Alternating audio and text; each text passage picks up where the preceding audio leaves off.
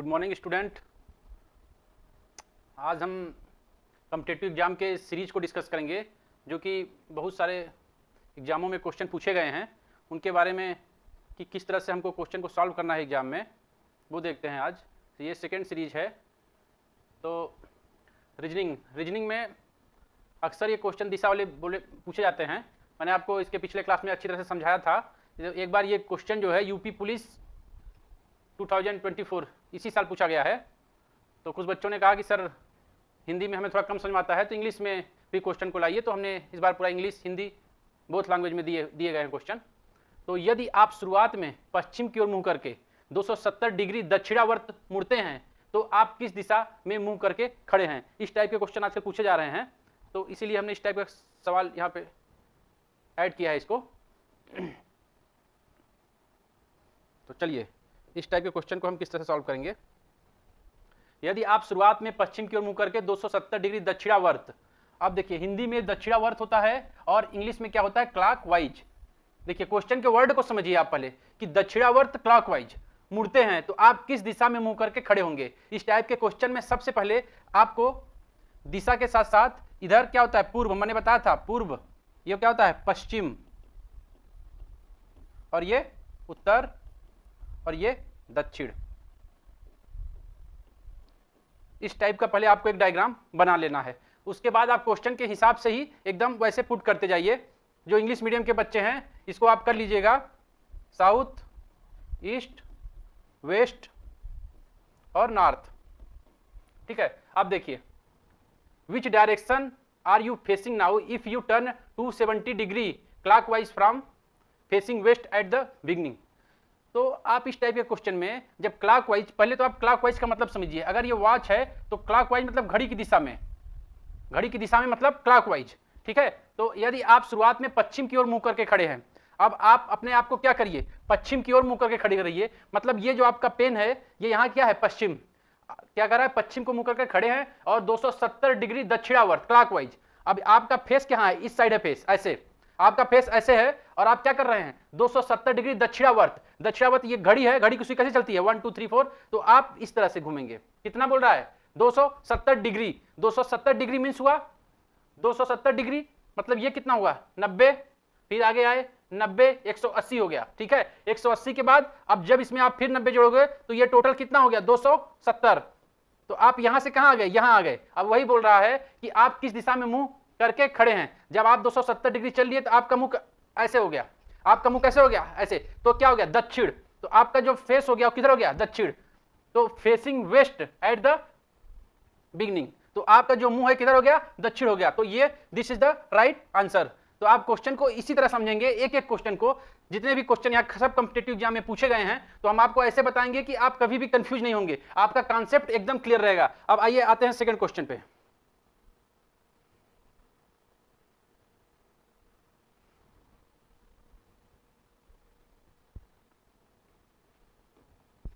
देखिए सेम उसी टाइप के क्वेश्चन, ये बहुत पूछे जाते हैं क्वेश्चन, और अक्सर बच्चे गलत कर देते हैं क्योंकि वो थोड़ा सा कंफ्यूज हो जाते हैं। क्योंकि जब ज्यादा आप सरल ज्यादा सोच लोगे, आपकी ये क्वेश्चन बहुत ज्यादा सरल है, तो निश्चित तौर पे आप कहीं ना कहीं मिस्टेक कर दोगे।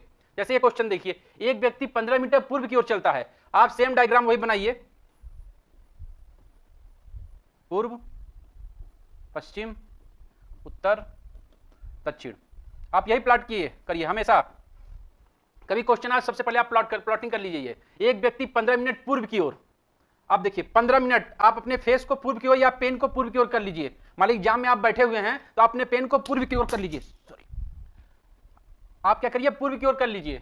ठीक है, अब देखिए एक व्यक्ति 15 मीटर पूर्व की ओर चलता है, यहां से कितना चला 15 मीटर, इसका फेस किधर है, पूर्व की ओर, और 10 मीटर चलता है, फिर बाएं मुड़ता है।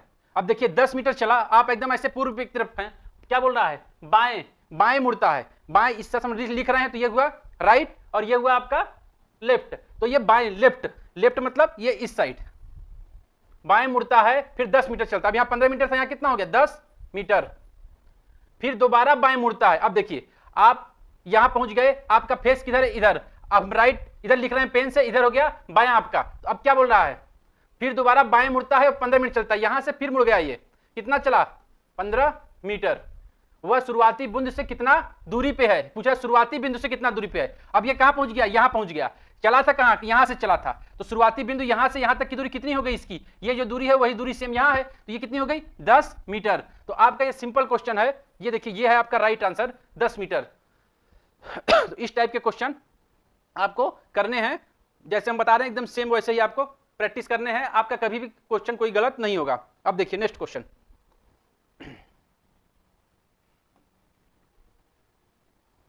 अब देखिए मैथमेटिक्स 12.5 की दर से एक धनराशि कितने समय में दुगनी हो जाएगी।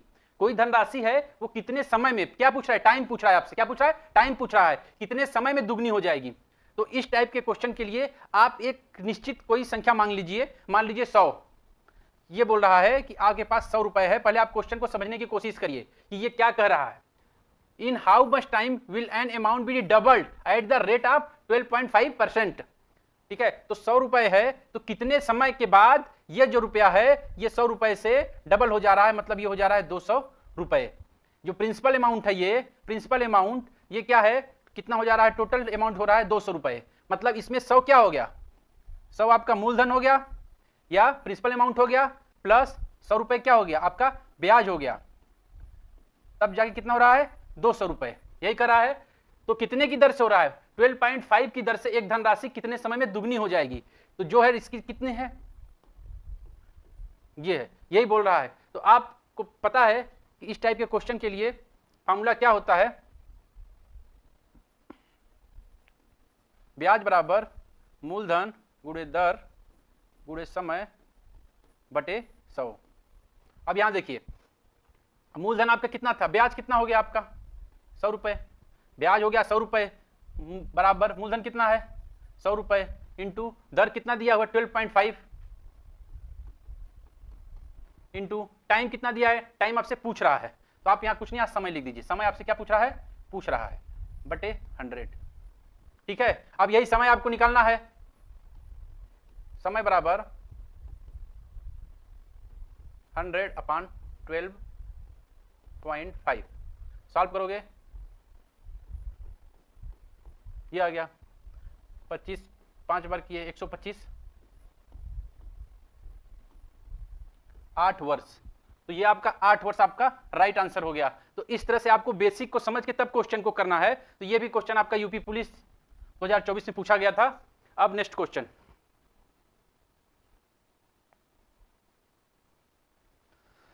ये भी क्वेश्चन आपके यूपी पुलिस 2024 में पूछा गया है। देखिए हम आपको इजी टू मॉडरेट ले चल रहे हैं, इसके बाद मॉडरेट टू डिफिकल्ट की तरफ चलेंगे। धीरे धीरे आप बढ़िए, जल्दबाजी मत कीजिए, क्योंकि हर टाइप के क्वेश्चन इस पेपर को लगाने से आपको यह फायदा रहेगा कि आपको हर टाइप के क्वेश्चन एक ही स्लाइड में, एक ही वीडियो में मिलते जाएंगे और आपकी प्रैक्टिस लगातार बनती रहेगी। ठीक है, तो ये एक दुकानदार एक वस्तु के अंकित मूल्य पर 10% की छूट देता है। आप क्वेश्चन को बहुत ही ध्यान से पढ़िए। एक दुकानदार एक वस्तु के अंकित मूल्य पर 10% की छूट देता है। इस टाइप के क्वेश्चन में आप इसको अपने बेसिक लाइफ में लेंगे तो निश्चित तौर पे आपको सवाल को समझने में कोई दिक्कत नहीं होगी। देखिए अब ये क्या कर रहा है दुकानदार कि अंकित मूल्य पर 10% छूट देता है। अंकित मूल्य मतलब एमआरपी। एमआरपी आप कभी अमेजन से, फ्लिपकार्ट से कोई बॉक्स खरीदते हो या किसी दुकान पे जाते हो तो डिब्बे पे देखते होगे पहले प्राइस लिखा रहता है 450 या 200, कुछ भी प्राइस लिखा रहता है, तो आप समझते हो कि ये इतना तो मैक्सिमम प्राइस है इसका। एमआरपी मैक्सिमम रिटेल प्राइस, ठीक है, तो ये रहता है। तो वही बोल रहा है एक दुकानदार एक वस्तु के अंकित मूल्य पर जो उसमें मूल्य लिखा है उस पर क्या कर रहा है 10% की छूट दे रहा है। एक तरह से ऐसे समझिए, अगर 100 रुपए लिखा हुआ है तो 10% की छूट दे दिया तो कितने में हो गया 90 रुपए। लेकिन जब आप बिलिंग कराने जाते हो उसके पास काउंटर पे, जैसे आजकल जानते हो कि 18% सर जीएसटी लगेगा आपका, जब आप बिलिंग कराने जाते हो वही बोल रहा है कि एक वस्तु के अंकित मूल्य पर 10% की छूट देता है, लेकिन छूट वाले मूल्य पर 8% का बिक्री कर मतलब सेल टैक्स ऑफ 8%, वो सेल टैक्स 8% का लगा देता है। ठीक है, तो कहने का मतलब है 100 रुपए लिखा था, आपने सोचा कि 90 का मिलेगा, लेकिन जब आप बिलिंग कराने गए तो बोला नहीं सर इसमें हम क्या करेंगे 8% का टैक्स लगा देंगे। ठीक है, जब हम टैक्स लगा दिए उसके बाद क्या हुआ, ग्राहक ने बिक्री कर सहित मूल्य के रूप में 3420 रुपए का भुगतान किया। ठीक है, मतलब जो ग्राहक ने ये 3420 रुपए 34,020 रुपए ग्राहक ने दुकानदार को दिया, तो वही कह रहा उसका एमआरपी कितना था। अगर हम 100 रुपए से स्टार्ट करते हैं, 100 रुपए मानते हैं, तो अगर 100 रुपए एमआरपी था, चलिए 100 रुपए ही मान लेते हैं, 100 रुपए से स्टार्ट करते हैं। मैथ में क्या है, हम पहले सिंपल से स्टार्ट करेंगे, फिर उसी से उसको रिलेट करके, 100 को इसी से रिलेट करके हम आंसर निकालेंगे। देखिए कैसे निकालते हैं। मान लीजिए आप दुकान पे गए, आपने देखा बॉक्स में कितना लिखा था, 100 रुपए। आपने बोला कि पापा ये 100 रुपए लिखा है, लेकिन मैं अंकल को जानता हूं, अंकल ने बोला है कि हम 10% छूट दे देंगे। ठीक है, जब आपने इसका 10% किया, पता है ना 10% कैसे निकालते हैं, 10 रुपए आया तो 100 में से 10 घटा दिया तो क्या आ गया, 90 रुपए। आपने बताया पापा ऐसा है कि 100 रुपए अंकल मुझको जानते हैं, 90 रुपए। लेकिन जब पापा आपके गए बिलिंग कराने तो बोले कि सर आपको मैंने 90 रुपए तो दे ही रहा हूं, लेकिन आपको 8% बिक्री कर देना पड़ेगा, जो कि हमें गवर्नमेंट को देना है। तो ठीक है, तो 8% कितना हुआ, अब 90 का 8% निकालोगे, 90 इंटू 8 इंटू 100, 2 पंचे 10, 2 चौका 8, ठीक है, 9 चौक 36, 36 बटे 5, तो 5 सते 35, तो 5 10, 7 रुपए 20 पैसे। 7 रुपए 20 पैसे अंकल आपको एक्स्ट्रा देना पड़ेगा। ठीक है, आपके पापा ने कहा ठीक है, हम कितना दे देते हैं फिर, 97.20। ये आपके पिताजी ने 97.2 पैसे, और तो इसी का वैल्यू यहां दिया हुआ है, सेम यही दिया हुआ है, 34,020 इतना पेमेंट किया। अब आप अपने दिमाग से सोचिए, जब आपके पिताजी ने पेमेंट किया 97.20, तो अंकित मूल्य कितना था, 100 रुपए। 1 रुपए करते कितना होता, 100 बटे 97.20, और कितना पेड कर रहे हैं यहाँ, 34,020, 34,020, तो कितना हो गया, 34,020 इंटू 100 बटे 97.20। ठीक है, अब इसको आप सॉल्व कर दो। जब इसको सॉल्व करोगे तो ये 35 आ जाएगा। तो कुल मिला के आपका जो आंसर है, यहाँ पे 0 बढ़ेगा तो आपका आ जाएगा 35,000 रुपए। तो इस तरह से आप क्वेश्चन को समझिए और आप इसको लगाइए, तो अंकित मूल्य कितना होगा, 35,000 रुपए। ठीक है, अब आइए नेक्स्ट क्वेश्चन पे। देखिए, अब ये क्वेश्चन आपका एसएससी सीजीएल, ये भी 2024 में ही पूछा गया है। आजकल ऐसे ही क्वेश्चन पूछे जा रहे हैं, रेगुलर पूछे जा रहे हैं आपसे। ठीक है, एक आदमी किसी काम का 21/27 भाग 42 दिनों में करता है, तो पूरा काम कितने दिनों में कर सकता है। देखिए क्वेश्चन को आपको समझना है, बहुत ही सिंपल क्वेश्चन है। 21/27 भाग कितने दिनों में करता है, 42 दिनों में। कुछ नहीं करना है इसमें, 21/27 भाग कितने दिनों में करता है, 42 दिनों में। ठीक है सर, 42 दिनों में करता है, तो एक भाग कितने में करेगा, 42 बटे, आपको पता है 21/27। जब ऐसे होता है तो आपको मालूम है इसको कैसे सॉल्व करेंगे। 42, ये चीज क्या होता है, पलट जाता है, क्या हो जाता है, ये हो जाता है आपका 27/21। अब आप क्या 54 दिन। अब काम इसका कितना था, काम तो ये पूछा पूरा काम, मान लीजिए एक काम था, इतना काम कर लिया था, एक काम पूछ रहा था, वही आपका राइट आंसर हो गया। बहुत ही सिंपल सवाल है। आइए नेक्स्ट क्वेश्चन। देखिए आजकल इंग्लिश भी बहुत पूछ रहा है एग्जाम में, बच्चे मैथ रीजनिंग कर लेते हैं, बस इंग्लिश के छोटे छोटे क्वेश्चन में कंफ्यूज हो जाते हैं। और इंग्लिश भी बहुत ही कॉन्सेप्चुअल है, बहुत ही ज्यादा कॉन्सेप्चुअल है इंग्लिश। हम आपको इस क्वेश्चन के माध्यम से बताएंगे कि कैसे हम इंग्लिश को कैसे सॉल्व करते हैं। तो देखिए फर्स्ट क्वेश्चन है, choose the correct form of the verb C. ठीक है, यहां पे दिया है सी, क्या दिया हुआ है, सी। अब देखिए एसएससी 10+2 के एग्जाम में पूछा गया क्वेश्चन है।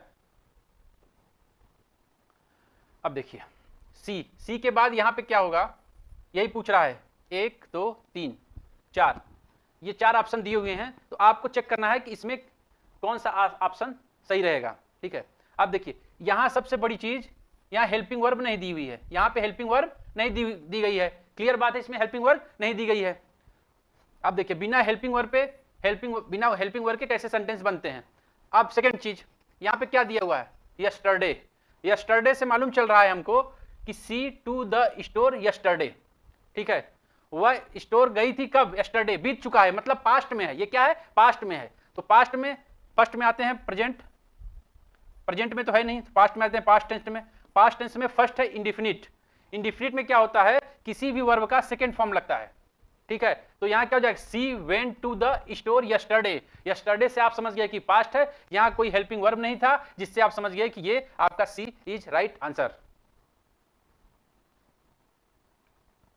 अब नेक्स्ट क्वेश्चन देखिए आप, the father seems relieved as he has married both of his daughter। अब देखिए मैरिड, मैरिड आ गया, मैरिड तो बहुत खतरनाक शब्द है, ठीक है। तो मैरिड में आप देखिए मैरिड, मैरिड में अक्सर लोग विथ लगा देते हैं, जो कि एकदम गलत है। विथ तो लगेगा ही नहीं मैरिड के साथ कभी भी, क्योंकि मैरिड जो होता है ये लड़का और लड़की के बीच में होता है। तो यहाँ मैरिड टू जनरली लगनी चाहिए, साथ का कोई वही नहीं है, ठीक है। तो आप देखिए अक्सर देखते हैं he married to a rich girl, ठीक है, ही मैरिड टू, यहाँ टू लगा दिए, जो कि जनरली टू लगता है, लेकिन यहाँ पे टू क्यों नहीं लगेगा, क्योंकि ये एक्टिव वॉइस है, तो यहाँ पे टू नहीं लगेगा। He was married to a rich girl, ये राइट होगा। अब देखिए the father married of his daughter, अब यहाँ क्या है कि फादर क्या है अपने दोनों बच्चियों की शादी करने के बाद रिलीफ महसूस किए, तो यहाँ क्या होगा मैरिड ऑफ, यहाँ होगा मैरिड ऑफ, तो ये आपका राइट आंसर है। अब देखिए नेक्स्ट क्वेश्चन,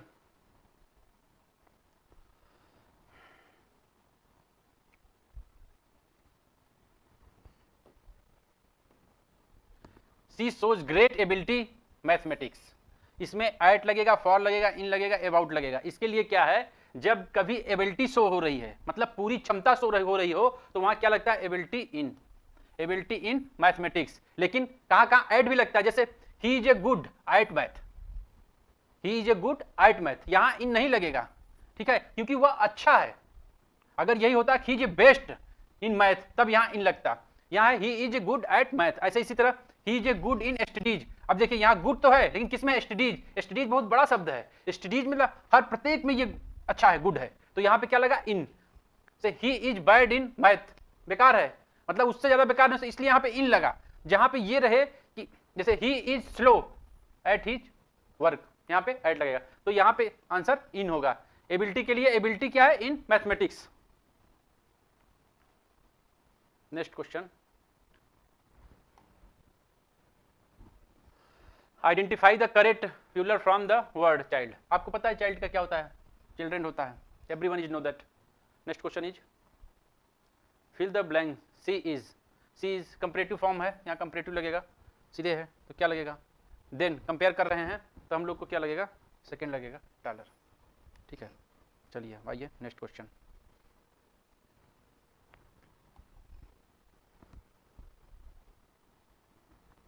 इस टाइप के क्वेश्चन में कि डिविजिबल बाई, ये आपका यूपीएससी 2024 में पूछा गया था क्वेश्चन, यूपीएससी में पूछा गया था, किससे डिवाइड है। देखने में बड़ी संख्या लग रही है, घबराने की जरूरत नहीं है, इसको हम सॉल्व करेंगे। 2 पे घाते 5 कर सकते हैं, इसको 5 कर सकते हैं हम, ठीक है, प्लस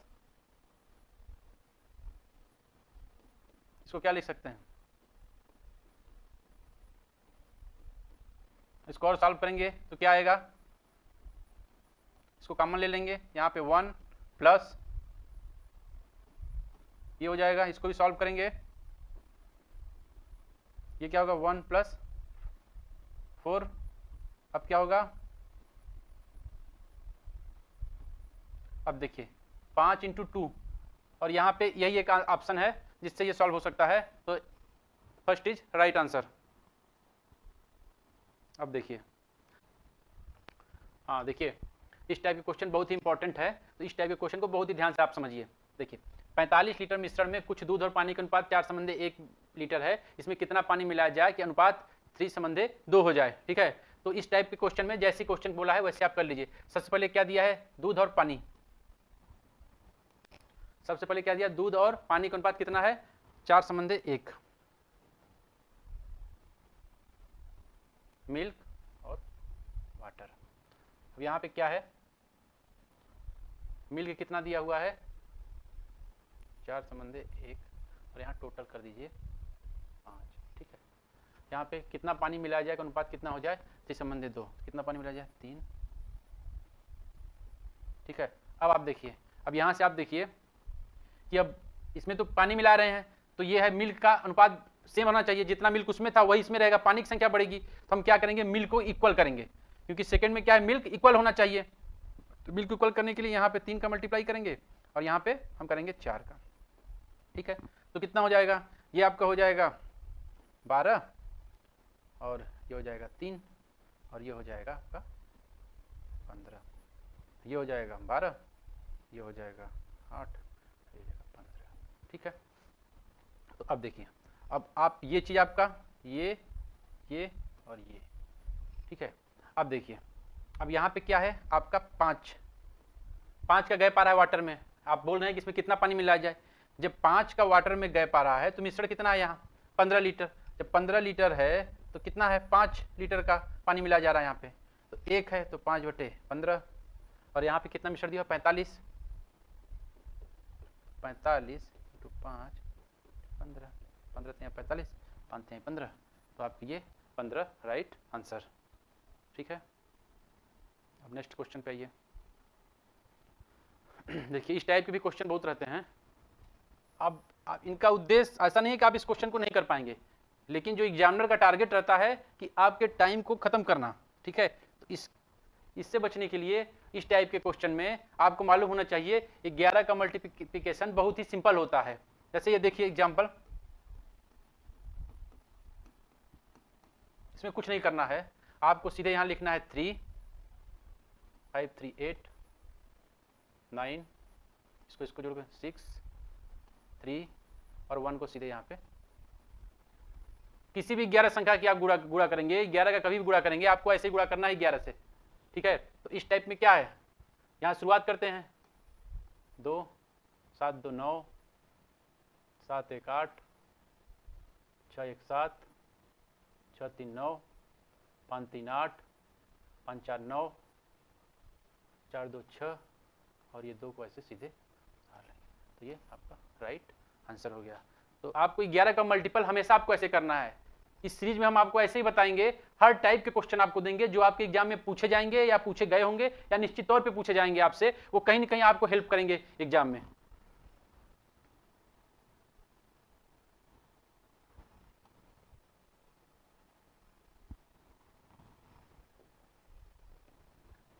अब देखिए, एक बाल्टी में दूध और पानी का अनुपात कितना है 7:5 है। यदि 9 लीटर दूध को पानी से बदल दें तो अनुपात 7:9 हो जाता है। दूध की पहले की मात्रा ज्ञात कीजिए। इस टाइप के क्वेश्चन को देखिए हम किस तरह से हल करते हैं। एक बाल्टी में दूध और पानी का अनुपात कितना है 7:5 है। यदि 9 लीटर दूध को पानी से बदल दें, ठीक है, तो अब क्या है, ये है आपका मिल्क, ये है वाटर, ठीक है। 7 5 12, ठीक है, ये आपका क्वेश्चन कर रहा था। अब क्या कर रहा है, तो अनुपात 7:9 हो जाता है। क्या अनुपात आता है 7:9 हो जाता है।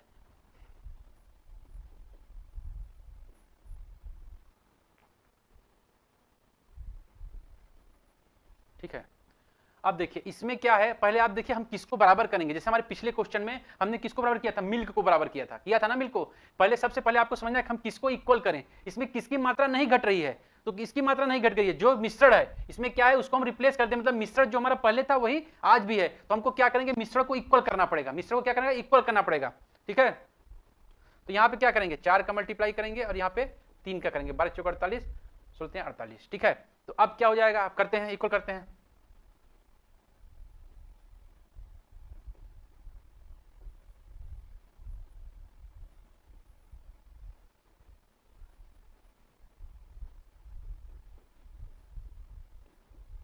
ये देखिए, ठीक है। अब मिश्रण ये हो गया। अब क्या करा है कि 9 लीटर दूध को पानी से बदल देते हैं। अब देखिए वाटर है ना, अब ये चीज बदले हुए हैं ये, तो ये कितने का डिफरेंस है 7 का। कितने का डिफरेंस है 7 का। तो पहले मात्रा क्या थी, अब देखिए यहाँ पे देखिए, जब 7 का डिफरेंट है तो दूध की मात्रा कितनी है 28, यही है ना। जब 7 लीटर डालें तो 28 यहाँ कितने करेंगे, 7 है तो क्या है 28 है, एक रहेगा 28/7। अब कितना है 9 है, 9 चौक 36, आपका 36 लीटर। तो आप इस टाइप के क्वेश्चन को इसी से कंपेयर करके आप समझ जाइए कि क्या कर रहा है। नहीं समझ में आएगा हम फिर दोबारा बताएंगे आपको, कमेंट में आप लिखिएगा, हम आपको दोबारा इस क्वेश्चन को बताएंगे। बहुत ही सिंपल क्वेश्चन है। सबसे पहले आपको समझना है किसको हमको बैलेंस करना है, कौन सी ऐसी क्वांटिटी है जो चेंज नहीं हो रही है, ठीक है। तो इसको इस तरह से सॉल्व करेंगे। अब देखिए नेक्स्ट क्वेश्चन, इस टाइप के क्वेश्चन एग्जाम में एग्जामिनर क्या है ना कि 1-2 साल में कोई क्वेश्चन पूछता है, फिर उसको फिर रिपीट करता है, क्योंकि जानता है कि जो स्टूडेंट है उसको भूल चुके हैं, वो नहीं पढ़ रहे हैं। वो आदमी क्या है कि सोचता है कि बस वही हम पढ़े जो आए, लेकिन क्वेश्चन ऐसे होते हैं ये कभी भी आपको रिपीट किसी एग्जाम में कर सकते हैं। देखिए जैसे यदि एक घड़ी का जल प्रतिबिंब इतना दिखता है तो वास्तविक समय क्या होगा। इस टाइप के क्वेश्चन में आपको कुछ नहीं करना है, बस आपको देखना है कि इसकी जो वैल्यू है ये 30 से ऊपर है या 30 से नीचे है। ठीक है, यदि यह 30 से ऊपर होती है, जैसे यहाँ 30 से हमेशा अगर ऊपर होती है ये वैल्यू जो प्रतिबिंब में दिखती है, तो उसको आप क्या करोगे, 30 से ऊपर रहती है तो 1790 से घटा दोगे। ठीक है, और अगर यह 30 से नीचे रहती है तो आप क्या करोगे, 1830 से घटा दोगे। तो इसमें क्या इसकी वैल्यू है, इसकी वैल्यू जो है ये 30 से क्या है, ऊपर है, 30 से क्या है, ऊपर है। तो इस टाइप के क्वेश्चन में क्या करेंगे हम, 1790 में घटा देंगे 1346, ये आपका राइट आंसर हो गया। अब नेक्स्ट क्वेश्चन, अब देखिए इस टाइप के क्वेश्चन, इसमें देखिए अभी हमने आपको बताया, अब ये जो 13 हुआ है ये 13, ये क्या है कि 30 से क्या है, नीचे है, 30 से क्या है, नीचे है, मतलब छोटा है। इसमें क्या करेंगे आप, 1830 में 3 और माइनस कर देंगे तो ये आपका राइट आंसर हो जाएगा। अब नेक्स्ट क्वेश्चन, ये क्वेश्चन बहुत ही अच्छा है, बहुत ही अच्छा क्वेश्चन है, CGL 2021 में पूछा गया था। इस क्वेश्चन को आप ध्यान से समझिएगा। ठीक है, यदि एक समबहुभुज के अंतः कोणों और बहिष्कोणों का अंतर 144 है तो बहुभुज की भुजाओं की संख्या ज्ञात कीजिए। If the difference between the angle and exterior angle of the regular polygon is 144, then find the number of side of the polygon। अब पॉलीगन क्या होता है, पॉलीगन ऐसे होता है, ये पॉलीगन होता है। ठीक है, वही करा एक समबहुभुज जिसमें जो भुजाओं की संख्या क्या होती है, सम होती है। तो इसमें भुजाओं की संख्या, तो इसको छोड़ के सब सम है, तो इसी 3 में से आंसर होगा। तो अब देखिए, तो बहुभुज की संख्या ज्ञात कीजिए, ये होता है थीटा, तो ये बाहर का कोण क्या होगा, 180 माइनस थीटा। ठीक है, तो यही कह रहा है एक समबहुभुज की, ये हो गया आपका समबहुभुज, ये क्या हो गया, समबहुभुज के अंतः कोण और बहिष्कोण, अंतः कोण मतलब अंदर के कोण और बहिष्कोण मतलब बाहर के कोण। ठीक है, तो दोनों का अंतर कितना है, 144, मतलब theta minus 180 minus theta equal to 144, ये आपका क्वेश्चन कह रहा है। ठीक है, ये क्या कह रहा है, आपका क्वेश्चन कह रहा है। ठीक है, चलिए इसको सॉल्व करते हैं। थीटा माइनस 180, ये माइनस माइनस प्लस हो जाएगा, थीटा बराबर 144। अब क्या हो गया, 2 थीटा इक्वल टू 144 प्लस 180। ठीक है, 2 थीटा इक्वल टू 4 8 12 324। ठीक है,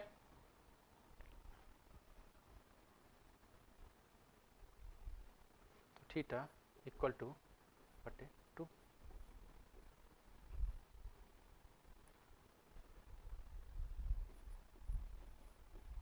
थीटा का मान कितना गया, 162, कितना गया, 162। तो अब देखिए, अब थीटा का मान क्या गया, यहाँ 162, तो इसका मान हो गया 162, तो बाह्य कोण का मान क्या होगा, 180 माइनस 162, 162 इसमें माइनस करेंगे। ठीक है, तो यहाँ आ गया, क्या आ गया आपका 18 अंश। ठीक है, अब भुजाओं की संख्या ज्ञात करने के लिए क्या करते हैं कि भुजाओं की संख्या के लिए होता है 360 अपान, अब देखिए ये आपका कौन सा है, बाह्य कोण, कौन सा है, बहिष्कोण, तो यहाँ बहिष्कोण 20। आपका राइट आंसर क्या हो गया, 20 is the right answer. Next question देखिए, कभी कभी एग्जाम में बहुलक और माध्य पूछ देता है, जिसमें विद्यार्थी अचानक में घबरा जाते हैं कि सर ये क्या हुआ, ये तो बहुत दिन पहले पढ़ा था, हम लोग अभी भूल गए हैं, तो हम लोग गलत कर देते हैं। इस टाइप के क्वेश्चन बहुत ही सिंपल होते हैं। देखिए बहुलक, बहुलक मतलब होता है मॉड और माध्य मतलब होता है मीन।